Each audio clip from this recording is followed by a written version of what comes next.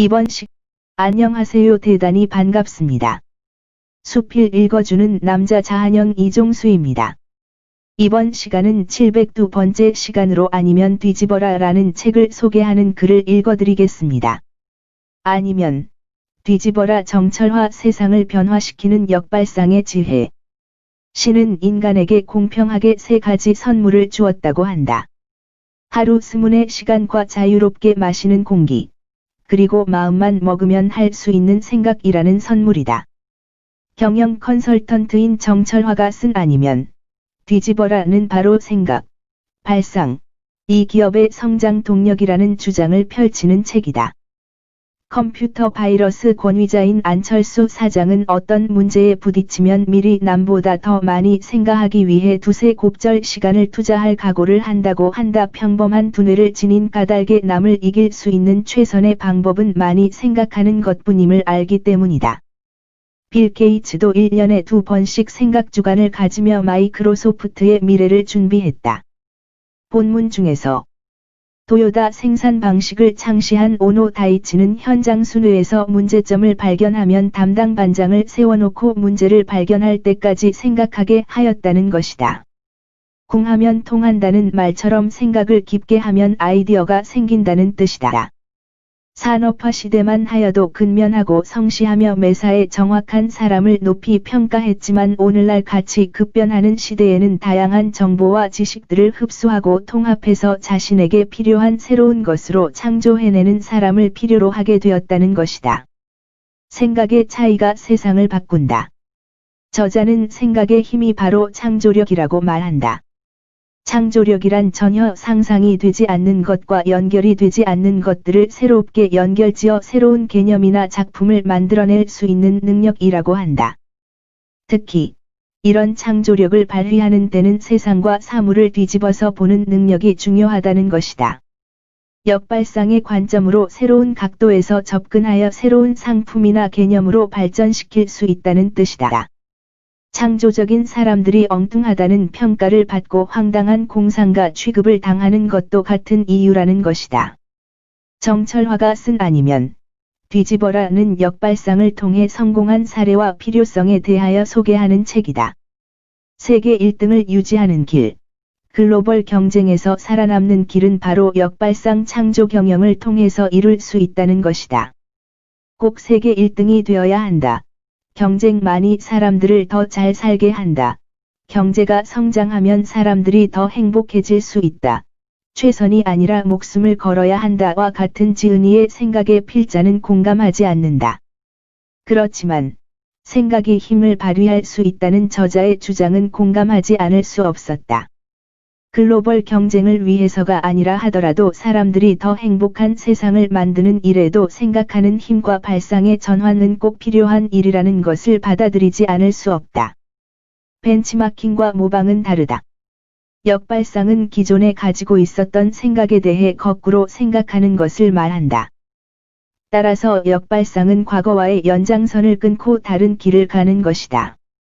또한 역발상은 시점을 바꾸는 일이기도 하다.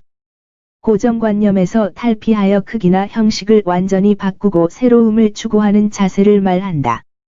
이 책은 발상을 바꾸는 재미있는 사례를 소개하고 있다. 버스 정류소 옆에 있는 자동 판매기 앞에서 한 남자가 자판기를 두드리며 화를 내고 있었는데 지나가던 학생이 왜 그러냐고 묻자 다음과 같이 대답했다고 한다. 이놈의 기계가 내 돈만 먹고 음료수가 나오지 않아? 그래서 이렇게 하면 나올까 해서 치고 있어. 관리인에겐 여기 적힌 연락처로 전화했는데 1시간이 지나도 나타나질 않아. 그러자 그 학생은 관리인에게 다시 전화를 걸어 말했다. 지금 자판기에서 동전이 쏟아져 나와 사람들이 가져갑니다. 이 전화를 받은 관리인이 곧바로 달려 나왔음은 물론이다. 저자는 역발상에는 크게 2가지가 있다고 한다.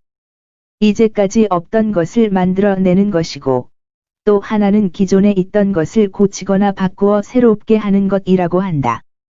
그런데 이런 역발상을 하는데 가장 방해가 되는 것은 바로 관행과 타성이라고 한다.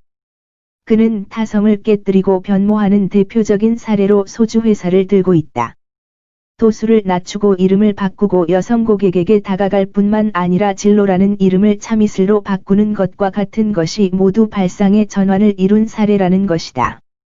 한편, 저자는 역발상은 벤치마킹에서 시작된다는 점을 강조하고 있는데, 그 중에서도 벤치마킹과 모방이 차이를 잘 설명하고 있다. 벤치마킹과 모방은 남의 것을 배운다거나 따라한다는 점에서는 비슷하지만 명확한 차이가 있다. 단순히 남의 것을 따라하면 모방에 지나지 않지만, 더 나은 점을 찾아 원칙에 맞게 잘 적용하면 벤치마킹이다.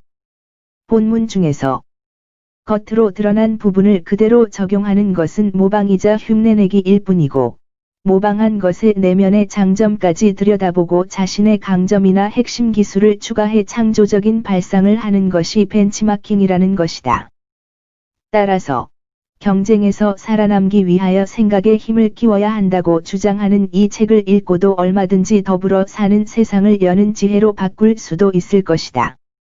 단순히 남의 것을 따라하는 모방을 넘어서서 더 나은 점을 찾아 원칙에 맞게 잘 적용하는 벤치마킹은 독자들 몫이라고 할 수 있겠다.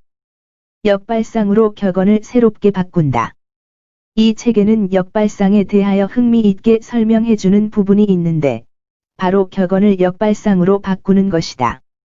박수 칠 때 떠나라. 대쉬 박수 받는 비결을 가르쳐라. 모르는 것이 약이다. 대쉬 모르면 병이고 바보 된다. 작은 것이 아름답다. 대쉬 큰 것이 돈이 된다. 모난 돌이 정 맞는다. 대쉬 모난 돌이 불을 가져다 준다. 오르지 못할 나무는 쳐다보지도 마라. 대쉬 못 올라갈 나무는 사다리 놓고 오르라. 암탉이 울면 집안이 망한다. 대쉬 암탉이 울어야 알을 먹고 부자가 된다. 버스 지나가고 손드는 격이다. 대쉬 버스 지나가면 전철이나 택시 타고 가라. 길고 짧은 것은 대봐야 안다. 대쉬 길고 짧은 것은 분위기에 따라 달라진다. 아는 길도 물어서 가라. 대쉬 아는 길은 시간 낭비 말고 바로 가라.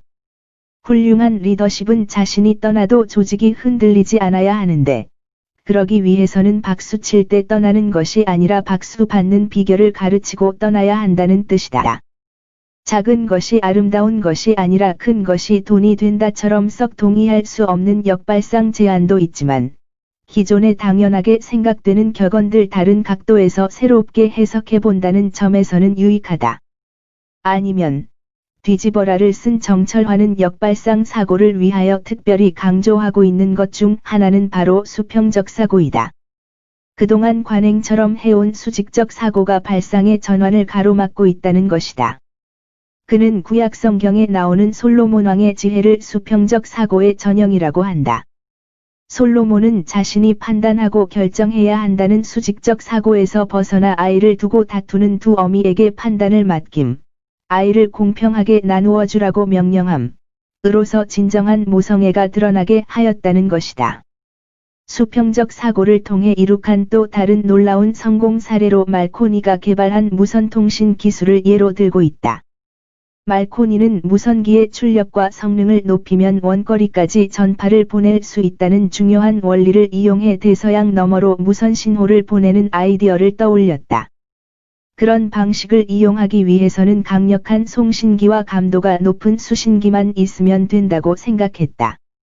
그러나 당시 전문가들은 무선 전파는 빛처럼 직진하는 것이기 때문에 지표의 공면을 따라가지 않고 지구 밖 우주 공간으로 사라져버릴 것이라며 그의 아이디어를 비웃었다.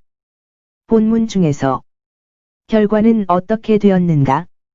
논리적으로는 전문가들의 의견이 옳은 것처럼 보였으나 결국 말코니는 대서양을 넘어 전파를 보내는데 성공하고 만다. 당시에는 말코니도 몰랐고 전문가들도 몰랐지만 대기권 상층에 있는 전리층이 우주로 향하는 전파를 지구를 향해 반사시킨 것이다. 말코니가 이론에 얽매이지 않는 수평적 사고를 통해 이룩한 성과라는 것이다. 수평적 사고가 세상을 바꾼다. 이 책에는 수평적 사고를 잘 설명하는 재미있는 이야기가 또 한편 있다. 옛날 한 상인이 고리대금업자에게 큰 돈을 빌리고 갚지 못하여 감옥에 갈 처지가 되었다. 고리대금업자는 어여쁜 딸에게 눈독을 들이고 있다가 상인에게 딸을 주면 빚을 탕감해주겠다고 제안한다. 고리대금업자는 상인과 딸에게 모든 운명을 하늘에 맡기자며 큰 주머니에 검은색과 흰색 돌 2개를 넣고 딸에게 고르라고 한다. 검은색을 고르면 빌려간 돈은 탕감해주는 대신에 자기 아내가 되어야 하고, 흰 돌을 고르면 빚을 탕감해줄 뿐만 아니라 그냥 아버지와 살게 해주겠다는 것이다. 대금업자는 곧 마당에서 작은 돌 2개를 주워 주머니에 넣었는데, 상인의 딸은 둘 다 검은 돌을 넣는 것을 보고 당황하게 된다. 만약 당신이 딸이라면 어떻게 하겠는가? 가장 흔한 대답은 주머니 속에는 2개의 검은 돌이 들어있다며 고리대금업자의 잘못을 밝히는 것이다. 이 답은 논리적으로는 옳지만 결국 상인이 감옥으로 가야 하는 상황은 바뀌지 않는 방법이라는 것이다. 또 다른 대답은 딸이 검은 돌을 고르고 희생양이 되는 수밖에 없다는 답이지만 이것 역시 지혜로운 대답은 아니라는 것이다.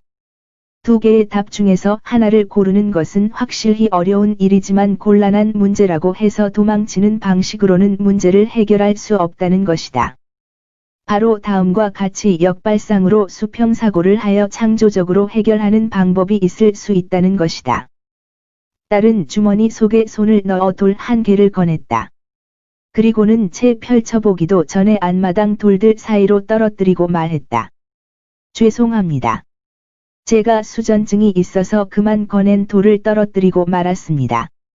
하지만 걱정할 것 없습니다. 남아있는 돌을 보면 제가 어떤 색 돌을 꺼냈는지 알 수 있으니까요. 본문 중에서 가장 재치 있고 깔끔하며 통쾌한 해결책이다. 저자는 이 질문을 통해 수평적 사고가 무엇인가를 흥미롭게 설명하고 있다. 바로 주머니 속에서 꺼내지는 돌 대신에 주머니 속에 남아있는 돌에 주목하는 것이 수평적 사고라는 것이다. 할 수 없다는 것은 하기 싫은 마음이다. 참으로 다행인 것은 이런 수평적 사고와 발상의 전환은 선천적인 유산이 아니라는 것이다.